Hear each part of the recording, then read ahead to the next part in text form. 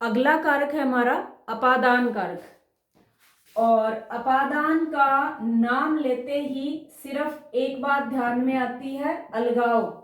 से जो है इसका कारक चिन्ह है, ये किस किस अर्थ में आता है भाई? अलगाव के अर्थ में आता है, लेकिन और भी बहुत सारे अर्थ हैं, जैसे तुलना करना, सीखना,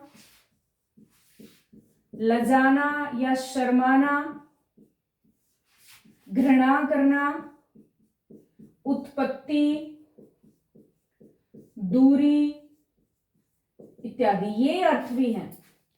इन अर्थों में भी अपादान कारक होता है। कई बार तो क्या होता है कि 4 ऑप्शन दे दिए, इनमें से अपादान का कौन सा उदाहरण है, और पहले ही ऑप्शन पे अगर दूरी है, अलगाव है, तो दूसरा ऑप्शन बच्चे पढ़ते भी नहीं है, जबकि वो सारे ही अपादान के उदाहरण होते हैं। तो ये अर्थ भी अपादान में ही आते हैं, जैसे वृक्ष से पत्ते गिरते हैं, यहाँ पे अलगाव हो रहा है पत्तों का, लेकिन वृक्ष शब्द अपादान है या पत्ते शब्द है? तो हम एक शब्द लेके चलेंगे, जिससे। भाई जिससे अलगाव हो, जिससे तुलना की जाए, जिससे सीखा जाए, जिससे शर्माया जाए, जिससे डरा जाए, डरना भी आएगा इसमें, जिससे घृणा की जाए, जिससे उत्पत्ति हो, जिससे दूरी दिखाई जाए, वे होते हैं अपादान के उदाहरण। तो यहाँ किससे अलग हो रहा है? वृक्ष से। अगर पूरी लाइन पूछे तो अपादान की है, शब्द पूछे तो वृक्ष शब्द आएगा। तुलना कैसे होगी? राम श्याम से सुंदर है, यहाँ तुलना हो गई। सुंदर, श्याम शब्द अपादान का उदाहरण है। छात्र गुरु से सीखता है, गुरु हो गया। छात्र अध्यापक से सीखता है, माता से सीखता है, जिससे भी सीखा जाए वो अपादान का उदाहरण है। बहू ससुर से लजाती है, ससुर हो जाएगा। वह पाप से घृणा करता है, पाप शब्द हो जाएगा। गंगा हिमालय से निकलती है, यहाँ पे उत्पत्ति है। उत्पत्ति गंगा की कहाँ से हुई है? हिमालय से, हिमालय हो जाएगा। वह आगरा से दिल्ली आ गया, दूरी हो गई।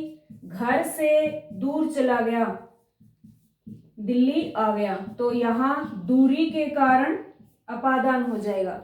वह गांव से शहर चला गया, वह शहर से गांव आ गया, ऐसे बहुत सारे उदाहरण बनेंगे। वह सांप से डरता है, सांप हो जाएगा यहाँ पे। तो ये सारे ही अपादान के उदाहरण हैं। अगला कारक हम करते हैं संबंध कारक। संबंध कारक एक गौण कारक होता है, इसका संबंध सिर्फ संज्ञा या सर्वनाम तक ही होता है। ये एक विशेषण की तरह कार्य करता है। तो इसके 9 शब्द हैं, चिन्ह एक ही माना जाएगा। तो का के की हम सबसे पहले लेते हैं। का के की नाम में भी जुड़ेगा, कुछ सर्वनामों में भी जुड़ेगा। जैसे राम का भाई आज दिल्ली गया है, तो यहाँ पे जो भाई का संबंध है वो किससे है? राम से। तो संबंध कारक का उदाहरण क्या बनेगा? राम। यहाँ पे के वाला उदाहरण ले लेते हैं। मोहन के पिताजी किसान हैं, तो यहाँ पे मोहन शब्द आ जाएगा। राधा की गायें अधिक दूध देती हैं, तो यहाँ पे जो शब्द है का के की से पहले वाला राधा शब्द संबंध कारक का उदाहरण है। जैसे इसकी, उसकी, ये शब्द भी आ सकते हैं, सर्वनाम भी आ सकते हैं। उसका भाई, उनके पिताजी, इसकी गायें, उसकी गायें, आपकी गायें, तो संज्ञा या सर्वनाम दोनों ही आ सकते हैं। ये संबंध कारक के उदाहरण हैं। पर 3 सर्वनाम ऐसे हैं, जैसे मैं, हम और तुम।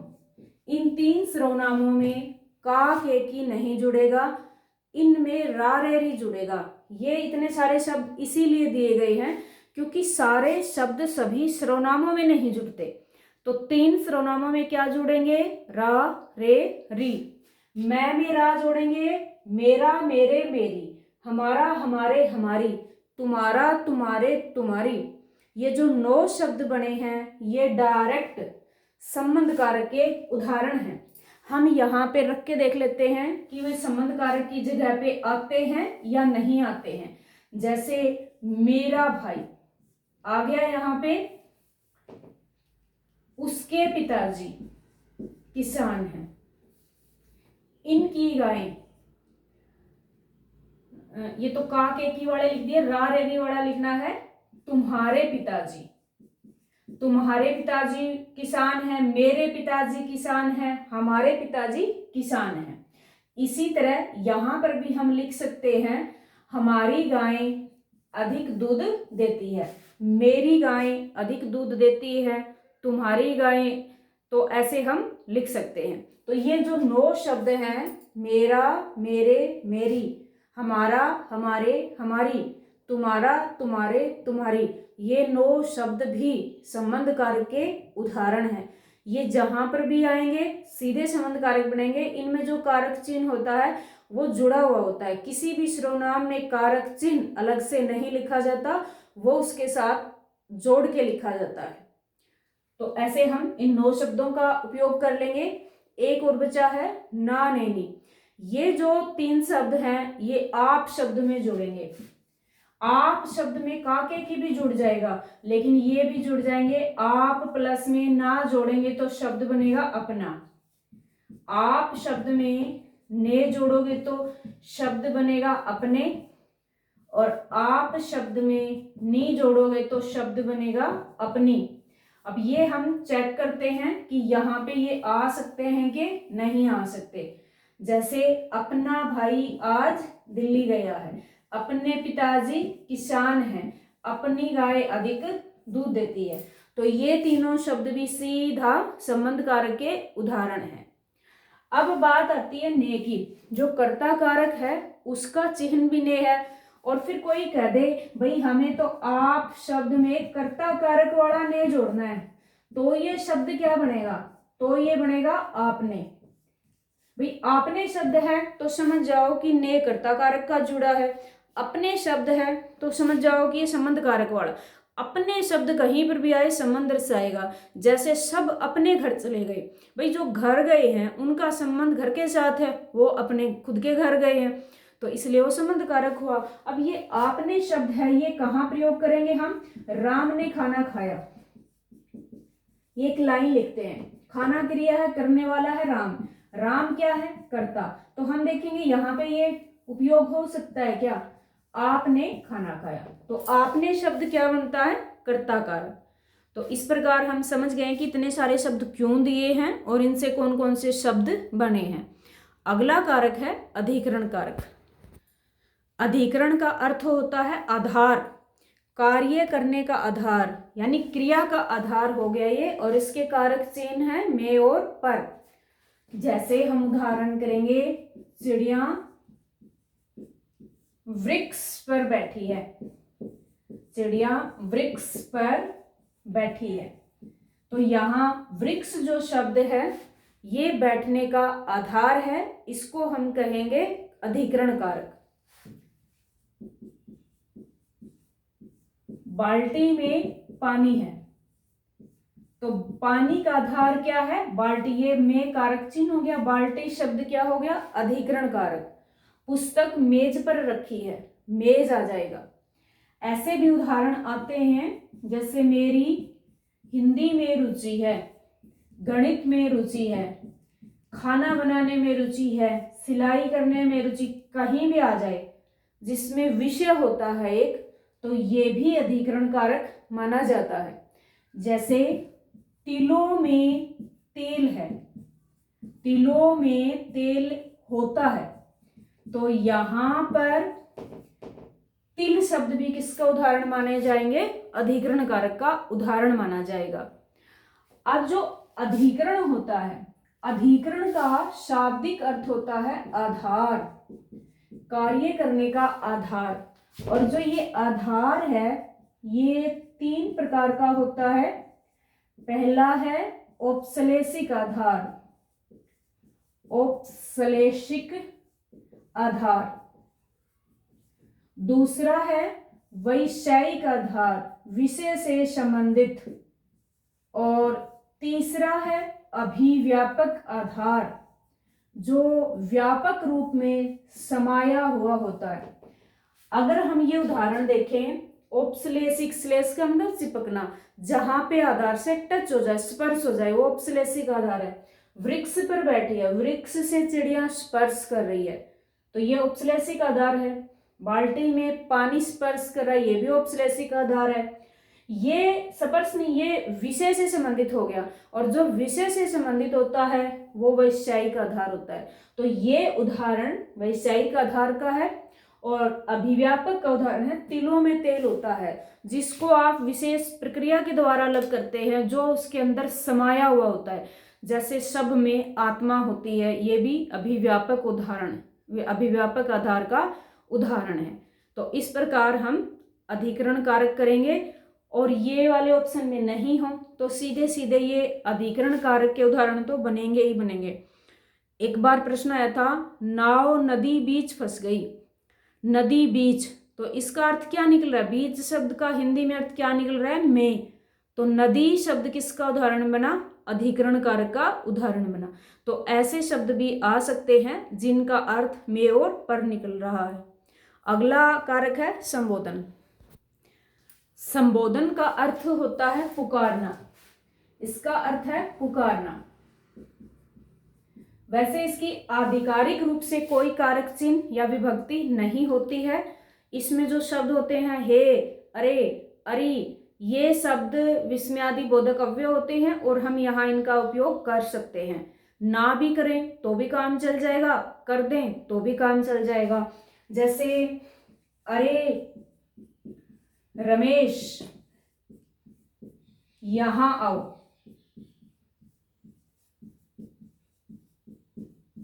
तो ये भी संबोधन कारक का उदाहरण है। अगर सीधा रमेश बोल दिया तो भी ठीक है, रमेश यहां आओ। अगर उसका नाम नहीं जानते हैं तो हम सीधा अरे भी बोल सकते हैं, अरे यहां आओ। तो ऐसे हम तीनों तरह से लिख सकते हैं, हे राम, ऐसे बोलते हैं। तो ये जो निशान होता है संबोधन सूचक चिन्ह, ये लगा सकते हैं, पर ये लगा दिया तो इससे पता चलता है कि थोड़ी सी आवाज ऊंची करके उसको आवाज दिया, दूर से आवाज दी है। अगर नजदीक से किसी को बुलाना है तो हम संबोधन सूचक चिन्ह नहीं भी लगाएंगे, सिर्फ उसको बुलाएंगे, और उसमें फिर हम अल्प विराम लगाएंगे, कोमा। जैसे दूर से बुलाया तो रमेश यहाँ आओ, और नजदीक से बुलाना हो तो सिर्फ कोमा से भी काम चलाया जा सकता है। तो हमें संबोधन कारक के बारे में समझना होगा कि जब किसी को पुकारा जाता है तब संबोधन कारक होता है। संबोधन सूचक चिन्ह लगाने से संबोधन कारक नहीं होता, पुकारना अर्थ होना चाहिए, वो लगाते हैं। संबोधन सूचक चिन्ह लगा हुआ मिल भी सकता है, तो मतलब है कि हम थोड़ा सा दूर से पुकार रहे हैं। अगर कोमा का प्रयोग किया गया है तो हम नजदीक से बुला रहे हैं। बुलाना होना चाहिए, बुलाना अर्थ होना चाहिए, तो संबोधन कारक है। संबोधन का अर्थ ही है बुलाना। और संबोधन और संबंध कारक ये 2 गौण कारक होते हैं। कारक के मुख्य भेद 8 हैं, कारक के मुख्य भेद 6 हैं, कुल भेद 8 हैं, और गौण भेद कितने हैं? 2 हैं। जो गौण भेद हैं वो संबंध और संबोधन है। तो कई बार मैंने देखा है कई पुस्तकों में जब हम सीरीज लिखते हैं कर्ता क्रम की, तो वहां पे कर्ता क्रम, करण, संप्रदान, अपादान, संबंध, अधिकरण और संबोधन, ये लिखा हुआ होना चाहिए। पर कई किताबों में क्या है, यहां अधिकरण लिख दिया गया है और यहाँ पे संबंध लिख दिया गया है। इसका इतना सा मतलब है कि उसने पहले मुख्य कारक लिख दिए, बाद में गौण कारक लिख दिए। गलत नहीं है, पर समझना हमें होगा क्योंकि जब इनका नंबरिंग से इनकी विभक्ति दी जाती है, जैसे प्रथमा विभक्ति, द्वितीया, तृतीया, चतुर्थी, पंचमी, षष्ठी विभक्ति, फिर अधिकरण को नहीं माना जाएगा। षष्ठी तो संबंध ही रहेगी, चाहे नीचे लिखो चाहे ऊपर लिखो। षष्ठी विभक्ति संबंध की है और सप्तमी विभक्ति अधिकरण कारक की है। यहाँ किसी रूप में लिखो आप, छठा नंबर का जो कारक रहेगा वो संबंध ही रहेगा और सातवें नंबर का जो कारक रहेगा वो अधिकरण ही रहेगा।